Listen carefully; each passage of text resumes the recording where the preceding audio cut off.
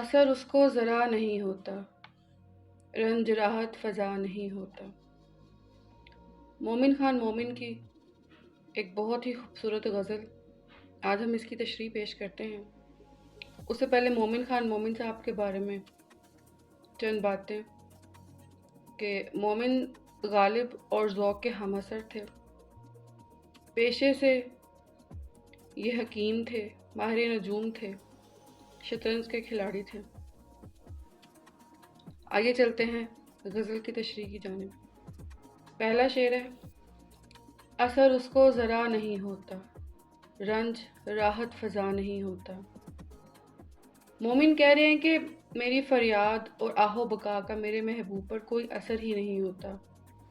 میں نے ہر طرح سے اپنے محبوب کا دل رام کرنے کی سعی کی ہے، مگر میرا محبوب بہت ہی سنگ دل واقع ہوا ہے، جو وہ کسی بھی طرح میری جانب متوجہ نہیں ہوتا، اور میرا دل مسلسل رنج و غم کی کیفیت سے دوچار رہتا ہے۔ یہی وجہ ہے کہ مجھے کسی طور بھی آرام و سکون میسر نہیں۔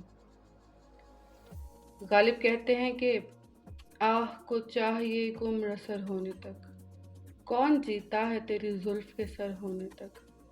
ہم نے مانا کہ تغافل نہ کرو گے، لیکن خاک ہو جائیں گے ہم تم کو خبر ہونے تک۔ بے وفا کہنے کی شکایت ہے، تو بھی وعدہ وفا نہیں ہوتا۔ کہتے ہیں کہ میں نے اپنے محبوب کی توجہ حاصل کرنے کے لیے تانا زنی کا طریق اپنایا، اپنے محبوب کو بے وفا بے مہر کہہ کر پکارا، جس باعث میرا محبوب مجھ سے خفا ہو گیا کہ میں اسے دنیا کے سامنے بدنام کر رہا ہوں۔ مگر اس کے باوجود میرا محبوب ویسا ہی سنگ دل رہا، اس کا دل نہ میری طرف مائل ہوا، نہ ہی اس نے اپنے ملاقات کرنے کا وعدہ نبھایا۔ غالب کہتے ہیں نا کہ نکالا چاہتا ہے کام کیا تانوں سے تو غالب، تیرے بے مہر کہنے سے وہ تجھ پر مہرباں کیوں ہوں۔ ذکر اغیار سے ہوا معلوم، ہر فنا سے برا نہیں ہوتا۔ کہتے ہیں کہ جب مجھے میرے دوست احباب میرے محبوب سے راہ و رسم کم کرنے کی تلقین کرتے تھے تو میں برا مان جاتا تھا۔ جب بھی میرے خارخواہ مجھے سمجھاتے تھے کہ تمہارا محبوب تمہارے ساتھ مخلص نہیں ہے، تو میں انتہائی خفا ہو جاتا تھا اور اپنے مخلص دوستوں کی بات پر توجہ نہیں دیتا تھا۔ مگر اب جب خود اپنے محبوب کے لبوں پر غیر یعنی شاعر کے رکیب کا ذکر سن رہا ہوں، جب اب میں خود اپنی آنکھوں سے یہ دیکھ رہا ہوں کہ میرا محبوب کسی اور کے گن گاتا ہے، تو مجھے احساس ہو رہا ہے کہ میرے ناصح دوست کچھ غلط تو نہیں کہتے تھے۔ کہتے ہیں کہ اب میرا محبوب جب کسی اور کا ذکر کر رہا ہے تو مجھے بہت تکلیف ہوتی ہے۔ غالب کا اسی مطلب کا ایک اور شعر بھی ہے، کہتے ہیں کہ یہی ہے آزمانا تو ستانا کس کو کہتے ہیں، عدو کے ہو لیے جب تم تو میرا امتحان کیوں ہو۔ کس کو ہے ذوق تلخ کامی لیک، جنگ بن کچھ مزہ نہیں ہوتا۔ مومن یہاں پہ محبت کرنے کا ایک الگ ہی انداز بیان کر رہے ہیں۔ کہتے ہیں کہ بعض اوقات محبت میں ایسا مقام بھی آ جاتا ہے کہ محبوب سے فقط محبت بھرے جذبات کی بیانی ہی گفتگو کا موضوع نہیں رہتی۔ اب چونکہ محب کی خواہش یہ ہوتی ہے کہ اس کا محبوب اس سے ہمیشہ محو گفتگو رہے، تو وہ کسی نہ کسی بات پر یا کبھی بن بات پر بھی محبوب سے تلخ ہو جاتا ہے، تاکہ وہ بھی جواباً خفا ہو اور غصے میں بولے، تو اس بہانے محبوب کا دھیان سدا اپنے محبوب پر ہی لگا رہتا ہے۔ وہ جیسے ایک گانا بھی ہے کہ ہونٹوں پہ کبھی ان کے میرا نام ہی آئے، آئے تو صحیح برسرے الزام ہی آئے، تم ہمارے کسی طرح نہ ہوئے ورنہ دنیا میں کیا نہیں ہوتا۔ عاشق نے اپنے محبوب کو پانے کی ہر کوشش کر دیکھی، محبوب کا دل اپنی جانب مائل کرنے خاطر عاشق نے ہر طریقہ آزما لیا، دعا سے، التجا سے، عرض سے، غرض سے، آہ و فغاں کے ذریعے، خفا ہو کر، منا کر، غرض ہر طور سے، مگر محبوب ہے کہ کسی طور بھی نرمی پر آمادہ نہیں ہونے کو دیتا۔ تو اب شاعر نے شکست قبول کر لی ہے۔ کہتے ہیں کہ اس دنیا کی تمام ناممکنات ممکن ہو سکتی ہیں، مگر میرے محبوب کا میرے حال پر رحم کرنا، میری محبتوں کا جواب دینا اب کسی طور ممکن نہیں رہا۔ خواجہ میڈت کہتے ہیں کہ ان لبوں نے نہ کی مسیحائی، ہم نے سو طرح سے مرد دیکھا۔ اس نے کیا جانے کیا کیا لے کر، دل تو کسی کام کا نہیں ہوتا۔ مومن محبوب کی بے رخی کو ایک اور ڈھنگ سے بیان کر رہے ہیں۔ کہتے ہیں کہ میرا دل جو میرے محبوب کی نظر میں محض ایک ناکارہ چیز ہے، جو بالکل غیر کارآمد ہے، پھر بھی وہ اس پر قبضہ کیے بیٹھا ہے۔ مراد یہ ہے کہ میرے دل میں پیار و محبت کے جذبات بھرے پڑے ہیں، جو صرف اور صرف میرے محبوب کے لیے مخصوص ہیں۔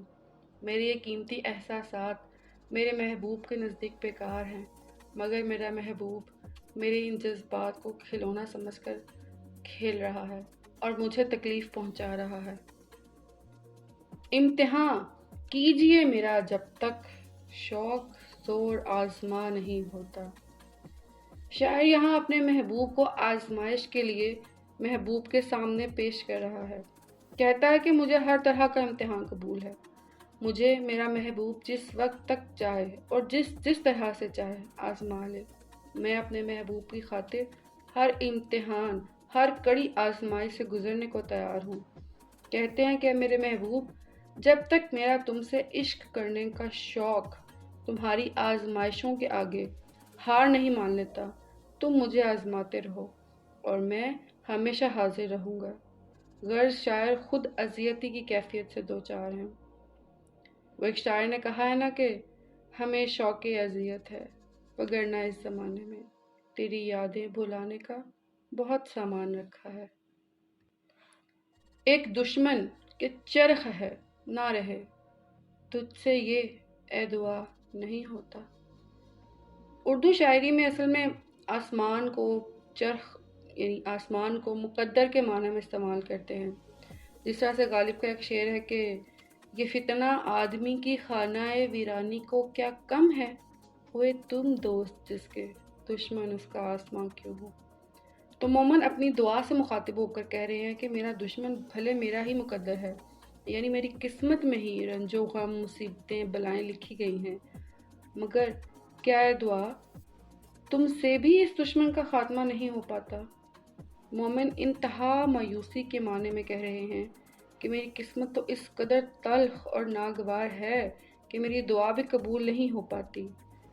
جبکہ کہا جاتا ہے کہ دعا سے تقدیر بھی بدل جاتی ہے، تو کیا میری دعا میں ہی اتنی طاقت نہیں ہے کہ اس کا کوئی اثر نہیں ہو رہا؟ آہ طول امل ہے روز فزوں، گرچہ ایک مدعا نہیں ہوتا۔ شاعر اپنے بلا وجہ کی امیدوں پر افسوس کا اظہار کر رہے ہیں کہ میری امیدوں کے سلسلے روز بروز طول پکڑتے جا رہے ہیں۔ خواہشات اور حسرتوں کا ایک ذخیرہ لیے میں زندگی بسر کر رہا ہوں۔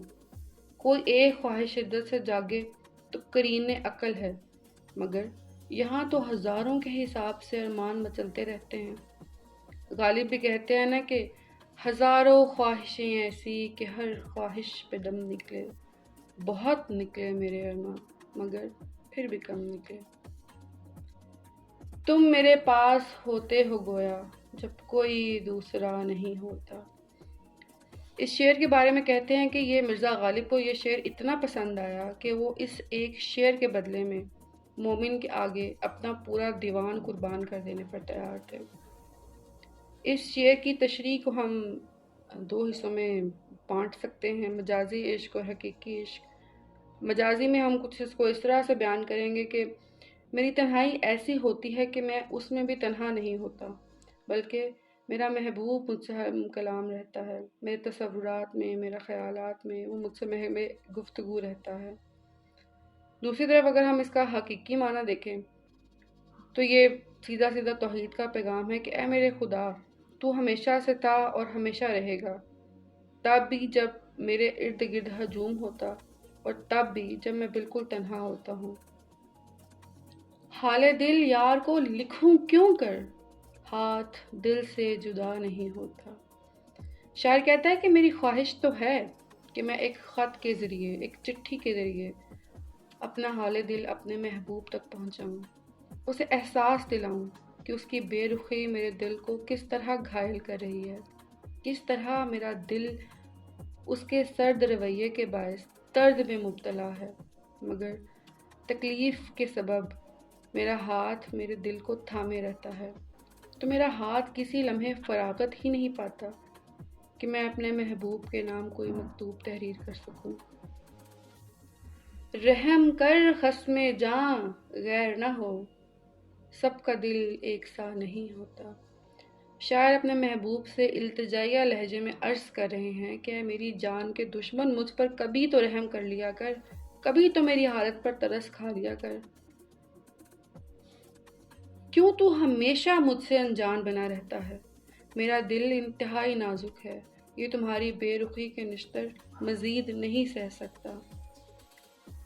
دامن اس کا جو ہے دراز تو ہو، دست عاشق رسا نہیں ہوتا۔ کہتے ہیں کہ میرے محبوب تک رسائی میرے لیے کسی طور ممکن نہیں ہے۔ کاش میرے محبوب کا دامن اتنا دراز تو ہوتا کہ میں بھر کر تھام سکتا۔ چارہ دل سوائے صبر نہیں، سو تمہارے سوا نہیں ہوتا۔ کہتے ہیں کہ میرے دل کے درد کا علاج صبر ہے، کیونکہ میرے محبوب کو پانا تو کسی طور ممکن نہیں رہا۔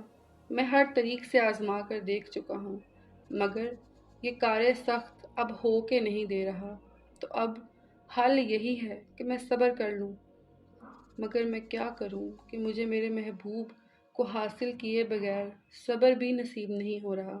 جیسے میر کہتے ہیں کہ صبر تھا ایک مون سے ہجراں، سو وہ مدت سے اب نہیں آتا۔